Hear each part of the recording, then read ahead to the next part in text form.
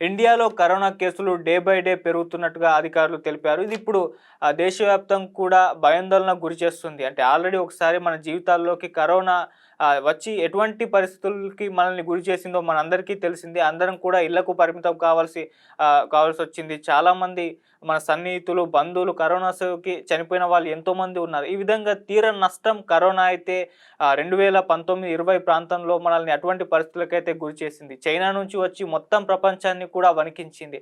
ఆ తరువాత కరోనాని మనం ఎదుర్కోవాల్సొచ్చింది. లాక్‌డౌన్‌లు ఏర్పాటు చేశారు. దీనికి సంబంధించిన వ్యాక్సిన్‌లు ఇచ్చి దాని పట్ల పోరాటం చేయడానికి ఒక బలమైతే నెలకొనడం మనం చూసాం. ఆ తర్వాత కరోనా తగ్గుముఖం పట్టిన తర్వాత మనం కూడా తర్వాత కరోనాతో సహజీవనం చేయడం మొదలుపెట్టాం. ఇప్పటికి కూడా అలాగే నడుస్తూ ఉంది. అయితే కరోనా వ్యాప్తిగా తగ్గిపోయింది. కరోనా లేదు అని అనుకున్న టైంలో మళ్ళీ ఇప్పుడు దాదాపు 5 సంవత్సరాల తర్వాత అని చెప్పుకుంటే మరోసారి కరోనా విజృంభించడం మొదలుపెడుతుంది. దాని కొత్త వేరియంట్ JN.1 అనేది కూడా ఇప్పుడు ప్రపంచవ్యాప్తంగా కూడా దీని కేసులు పెరుగుతున్నాయని కూడా రిపోర్ట్స్ అయితే వస్తున్నాయి. ముఖ్యంగా సింగపూర్, హాంకాంగ్‌లో మొదలైన ఈ JN.1 వేరియంట్ వ్యాప్తి అనేది ఇప్పుడు ఇది ప్రపంచవ్యాప్తంగా కూడా పూర్తి స్థాయిలో విస్తృతంగా వ్యాప్తి చెందుతుందని కూడా మొత్తం కూడా రిపోర్ట్స్ అయితే వస్తున్నాయి. ముఖ్యంగా ఇండియాలో కూడా దీని కేసులైతే డే బై డే పెరుగుతున్నట్టుగా కూడా అధికారులైతే చెప్పారు. సో ఈ రోజు వరకైతే ఇండియాలో 3900కి పైగా యాక్టివ్ కేసులు ఉన్నాయని అధికారులు తెలిపారు. అలాగే ముఖ్యంగా మహారాష్ట్ర, కేరళ, ఢిల్లీ, గుజరాత్‌లలో ఈ రాష్ట్రాల్లో ఎక్కువగా భారీగా కేసులు నమోదవుతున్నట్టుగా కూడా అధికారులు చెప్పడం చూస్తున్నాం. అలాగే కేరళ, కర్ణాటకలో రీసెంట్‌గా అంటే గడిచిన 24 గంటల్లో ఇద్దరు మృతి చెందారని కూడా రిపోర్ట్ వచ్చింది. సో ఈ ఇద్దరిని కలుపుకొని ఇప్పటి వరకైతే మొత్తం దేశవ్యాప్తంగా 32 మరణాలైతే ఈ JN.1 కరోనా వేరియంట్ వల్ల చనిపోవడం జరిగింది. సో దేశంలో దీని వ్యాప్తి ఏ విధంగా ఉందో దీని నుంచి రికవరీ అయ్యే వాళ్ళు కూడా అదే స్థాయిలో ఉన్నారు. అంతే స్థాయిలో కూడా రికవరీ జరుగుతుంది. పెద్ద ప్రమాదం ఏమీ లేదని కూడా చెప్తూ ఉన్నారు. సో ఇప్పటివరకైతే 2188 మంది దీని నుంచి కోలుకొని డిశ్చార్జ్ అయినట్టుగా కూడా రిపోర్ట్ అయితే రావడం చూసాము. అలా ఒక రకంగా కరోనా ఇన్ఫెక్షన్లు పెరుగుతూ వస్తున్నాయి. మరోవైపు దీన్ని ధీటుగా ఎదుర్కొంటూ మరోసారి దీని నుంచి కూడా కోలుకున్న పర్సెంటేజ్ కూడా ఈక్వల్‌గా ఉన్నట్టుగా కూడా చెప్తున్నారు. సో అలాగే ఈ కరోనా కేసులు గడిచిన 24 గంటల్లో భారత్‌లో 360 ఇన్ఫెక్షన్లు కొత్తగా సోకాయని కూడా చెప్తున్నారు. ఈ రకంగా కరోనా విజృంభణ అయితే మరోసారి దేశంలో ఒక భయాందోళనకైతే గురి చేయడం చూస్తున్నాం. కంప్లీట్ మళ్ళీ లాక్‌డౌన్ ఏర్పడే పరిస్థితి ఏమన్నా వస్తుందా? మళ్ళీ అందరూ కూడా ప్రికాషన్స్ దీన్ని పాటించాల్సిన అవసరం ఉందా? అంటే సామాజిక దూరం వహించడం, లేకుంటే మాస్కులు పెట్టుకోవాలి, గ్యాదరింగ్ అనేది ఉండకూడదు. ఇటువంటి పరిస్థితులు అంటే దాదాపు లాక్‌డౌన్ అన్నట్టు ఇటువంటి పరిస్థితులు మళ్ళీ దేశంలో రాబోతున్నాయా అని చెప్పేసి విస్తృత స్థాయిలో దీని పట్ల చర్చ అయితే జరుగుతుంది. అయితే దేశంలో పూర్తిగా లాక్‌డౌన్ ఏర్పడే పరిస్థితి అయితే లేదు. కొన్ని ప్రాంతాల్లో అంటే కొన్ని రాష్ట్రాల్లో మాత్రమే దీని ప్రభావం, కరోనా ప్రభావం అయితే భారీ స్థాయిలో ఉంది. ఇంకొన్ని రాష్ట్రాల్లో పూర్తిగా కంట్రోల్‌లోనే ఉంది. సో దీని పట్ల భయపడాల్సిన అవసరం లేదని కూడా అధికారులు అయితే తెలియజేస్తున్నారు. సో ఇప్పటివరకు దేశంలో ఈ కరోనా వ్యాప్తి ఏ విధంగా ఉందని చూస్తే ముఖ్యంగా ఈ కరోనా JN.1 వేరియంట్ ఏది ఉందో దీని ప్రభావానికి గురైన స్టేట్ ఇండియాలో అయితే కేరళ అని చెప్తున్నారు. అంటే కేరళలో 1435 కేసులైతే ఇప్పుడు ప్రజెంట్ యాక్టివ్ కేసులు ఉన్నాయి. అంటే మొత్తం టోటల్ కేసులు చూసుకుంటే 3961 కేసులైతే అందులో ప్రధానంగా కేరళలో ఉన్న కేసులైతే 1435 అని చెప్తున్నారు. అలాగే మహారాష్ట్రలో 560 యాక్టివ్ కేసులు ఉన్నాయి. సో 24 గంటల్లో 7 కూడా మహారాష్ట్రలో చనిపోయారని చెప్పేసి వార్తలు వచ్చాయి. ఇక ఢిల్లీలో 483 యాక్టివ్ కేసులు, పశ్చిమ బెంగాల్లో 339 యాక్టివ్ కేసులు, గుజరాత్లో 338, తమిళనాడులో 199, ఉత్తరప్రదేశ్లో 149, ఒడిషాలో 12, పంజాబ్లో 6.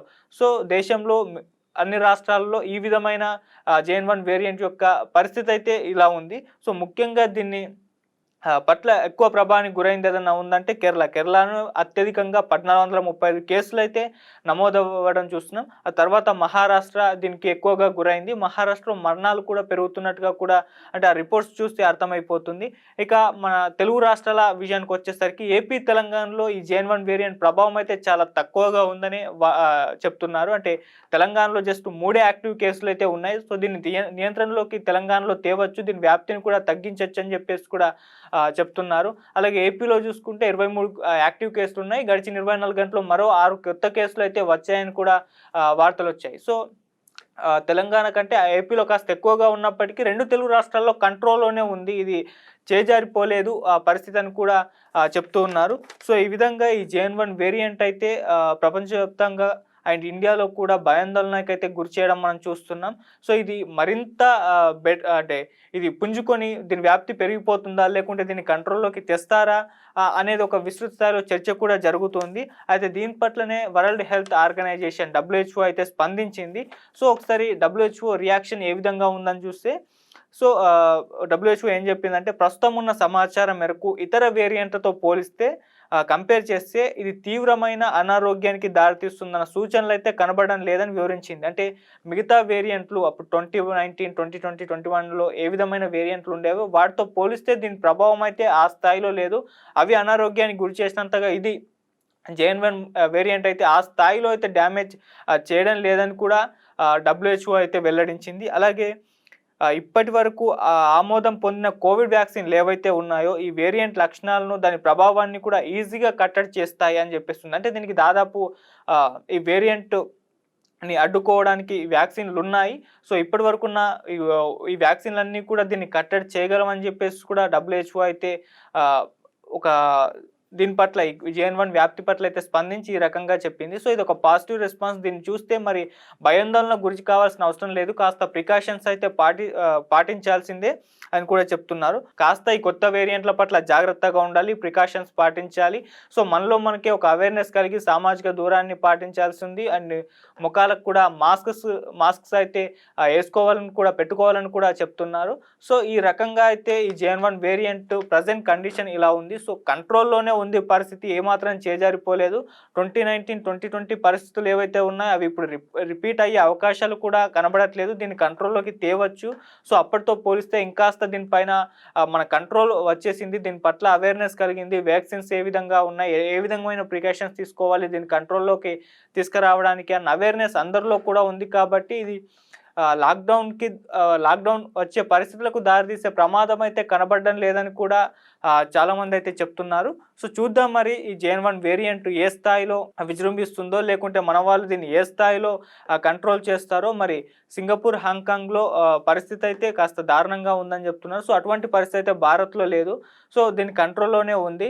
మరి చూద్దాం దీని ఎఫెక్ట్ మున్ముందు ఇంకే స్థాయిలో ఉంటుందో, మరి కంట్రోల్లో ఉంటుందా లేకుంటే పూర్తి స్థాయిలో విజృంభిస్తుందా. ఏదేమైనా మనం మాత్రం చాలా జాగ్రత్తగా ఉండాలి, కాస్త ప్రికాషన్స్ అయితే తీసుకోవాలి అని మాత్రమే సలహాలు అయితే ఇస్తున్నారు. సో వాటిని పాటిస్తూ కాస్త ఈ కరోనా మన దగ్గరికి రాకుండా జాగ్రత్తలు తీసుకోవాలని అయితే చెప్తున్నారు. చూద్దాం ఫ్యూచర్లో ఏ విధంగా దీని ఎఫెక్ట్ ఉంటుందో.